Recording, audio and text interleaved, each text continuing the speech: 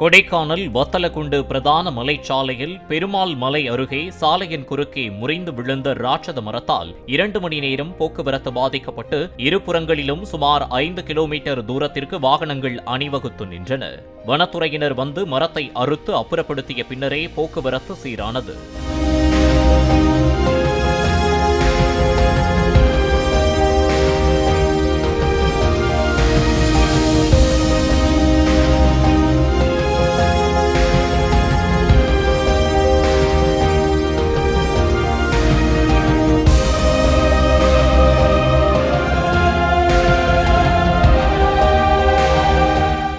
Play store மற்றும் app ஸ்டோரில் இருந்து பாலிமர் செயலியை QR கோடு மூலம் பதிவிறக்கம் செய்யுங்கள்.